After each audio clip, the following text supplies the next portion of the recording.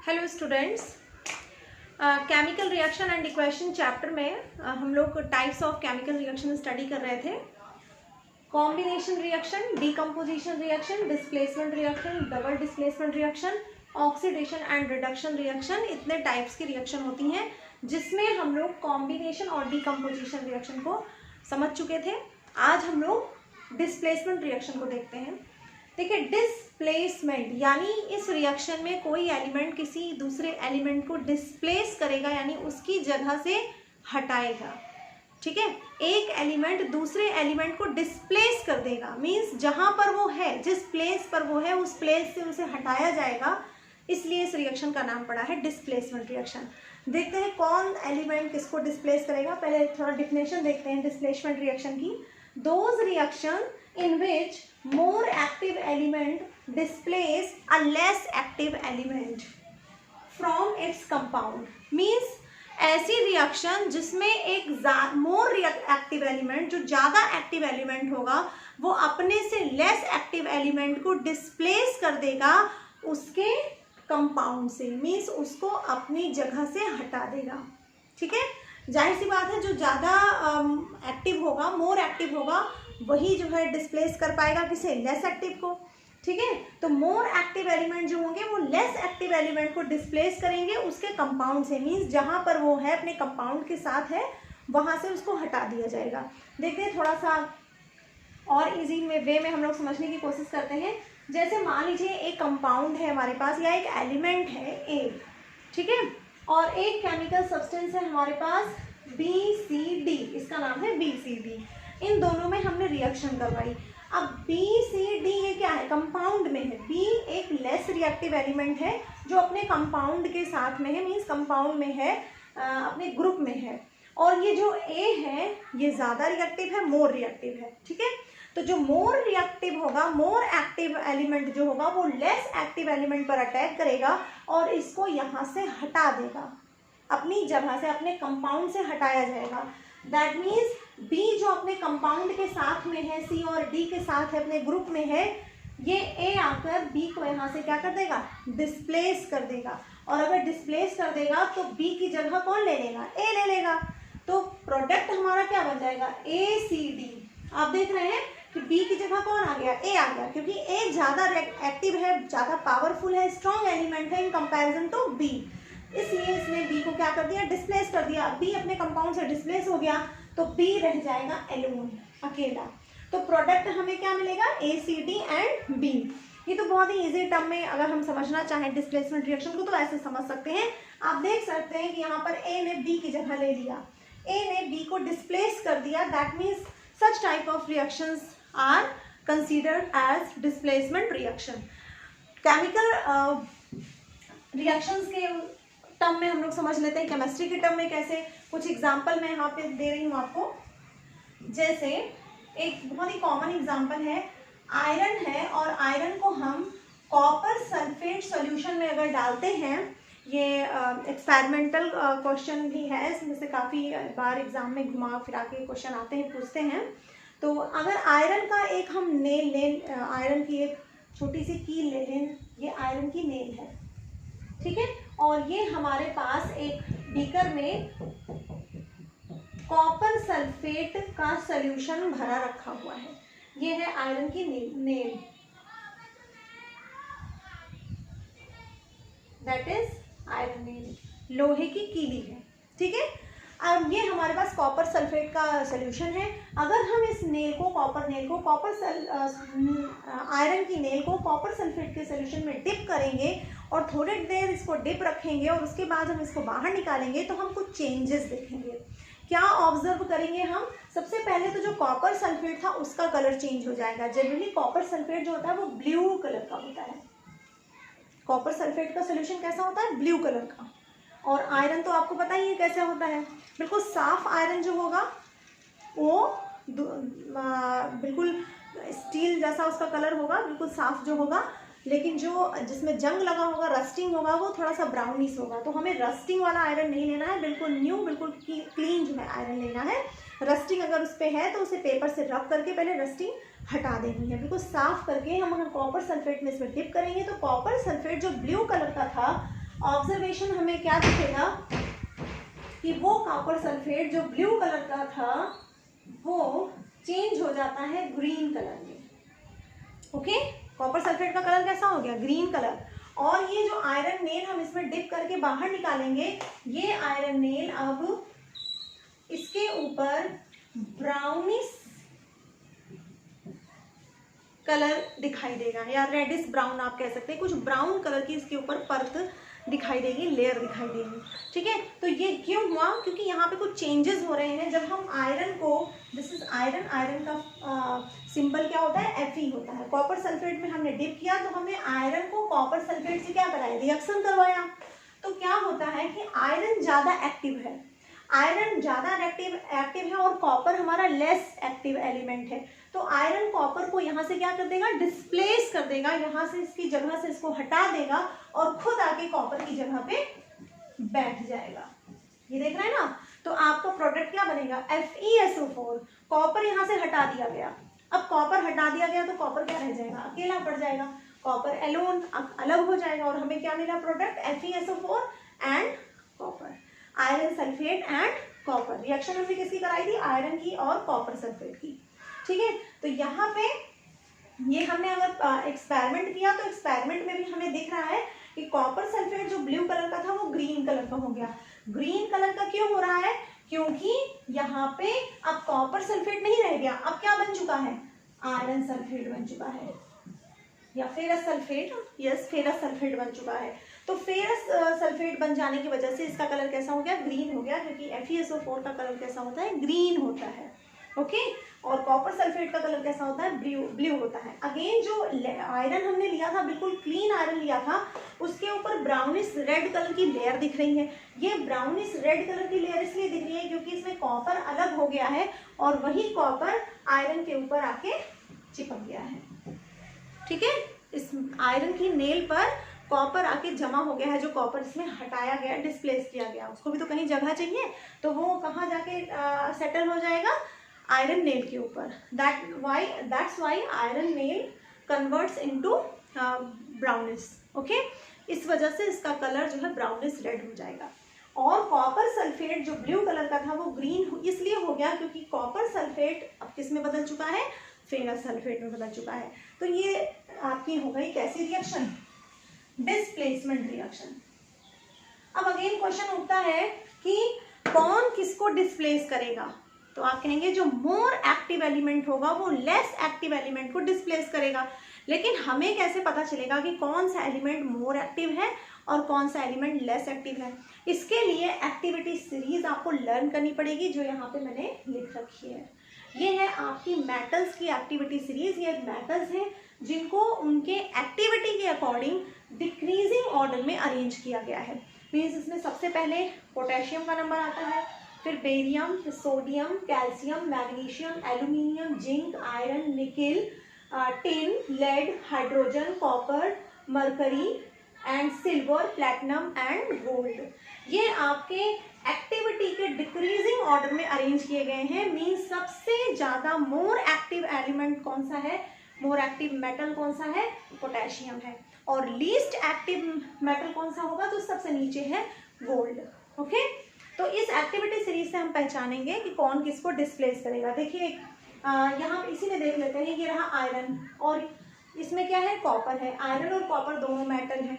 ये मेटल्स के लिए है एक्टिविटी सीरीज। ओके, तो आयरन आप देखिए एक्टिविटी सीरीज में आयरन का नंबर कहाँ है? ये रहा आयरन। ओके, कॉपर का नंबर कहाँ है? ये रहा।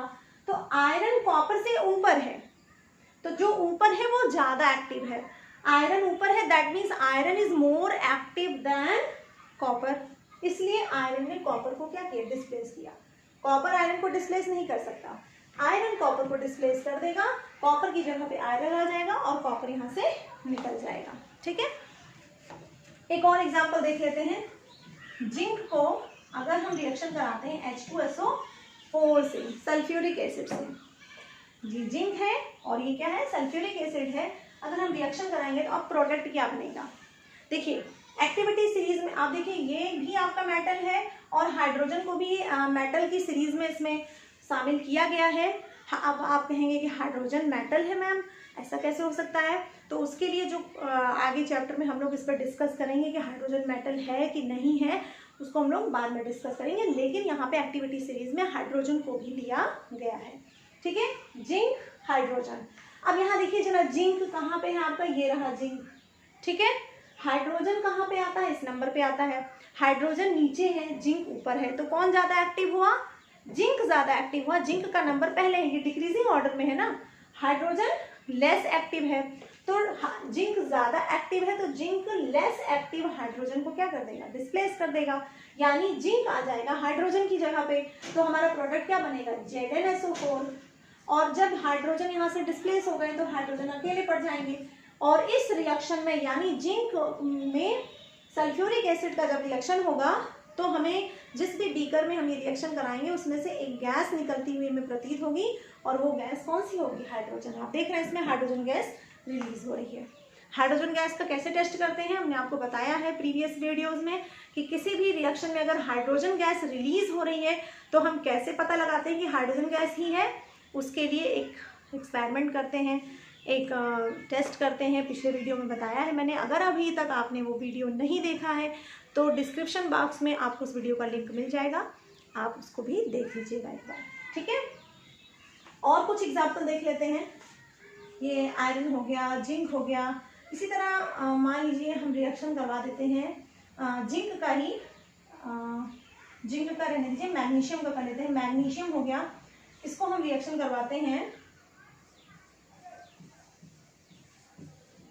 कॉपर सल्फेट से। अब क्या होगा देखिए जरा, ये रहा मैग्नीशियम आपका, एक्टिविटी सीरीज में मैग्नीशियम ऊपर है और कॉपर आपका नीचे है, तो कौन ज्यादा एक्टिव हुआ? मैग्नीशियम ज्यादा एक्टिव हुआ। कॉपर का नंबर नीचे है, that means copper is less reactive.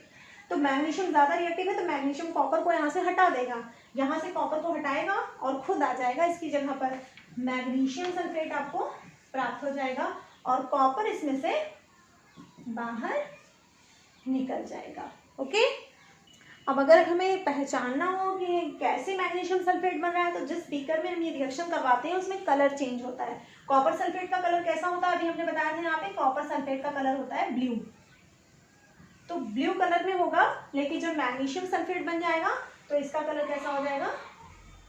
Colourless. Means उस बीकर में जो सब्सटेंस है उसका कलरलेस हो जाएगा, कोई कलर नहीं रह जाएगा।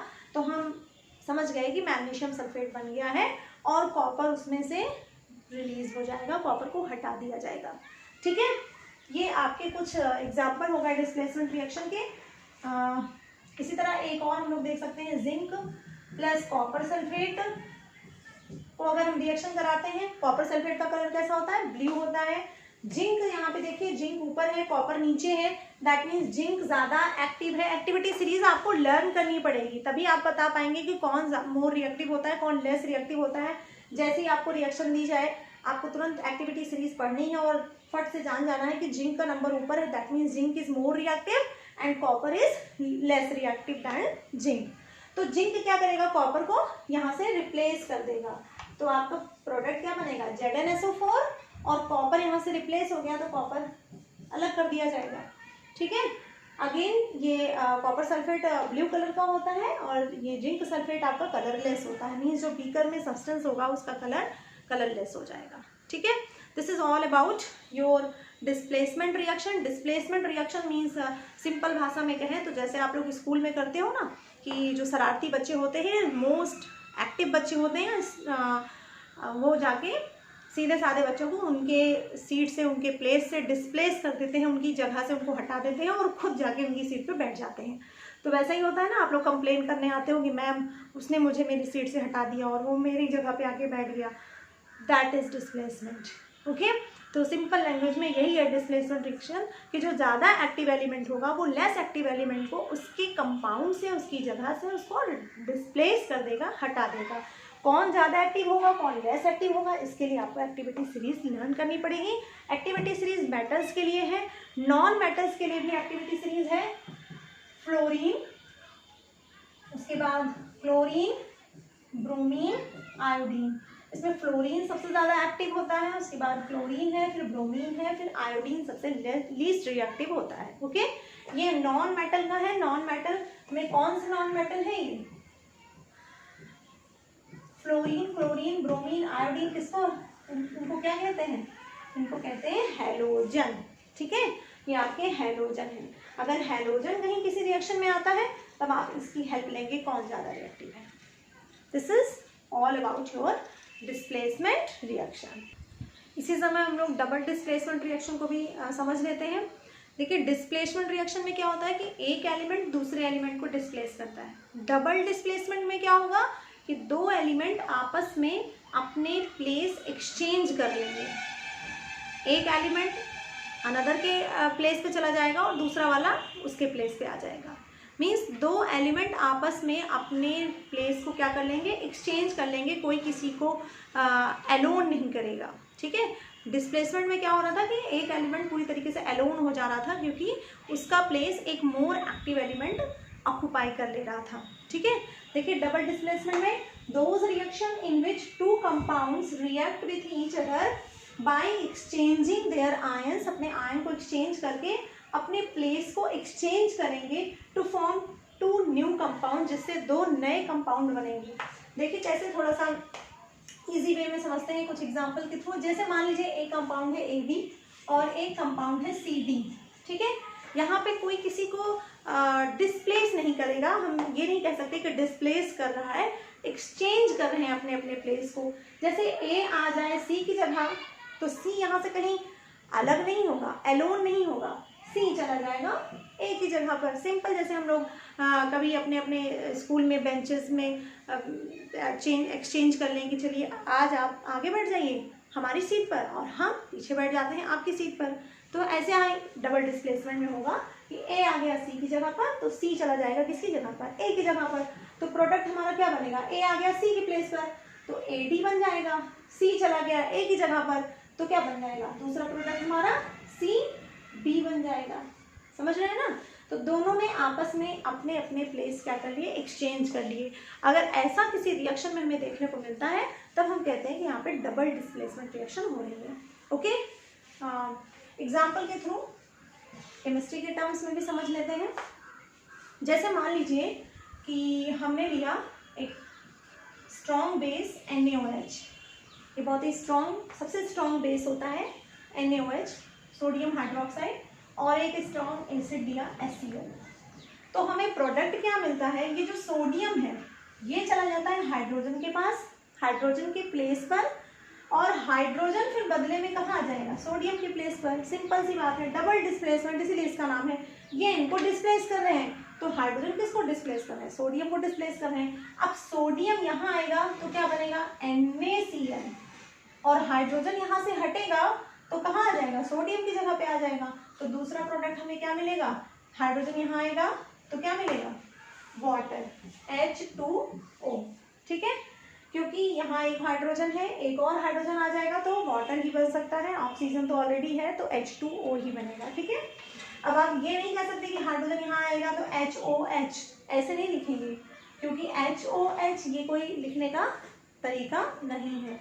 वैलेंसी के थ्रू एलिमेंट्स एक दूसरे से ज्वाइंट होते हैं तो ये HOH का मतलब H2O, that means water, water बनेगा। ठीक है, और एग्जांपल देख लेते हैं।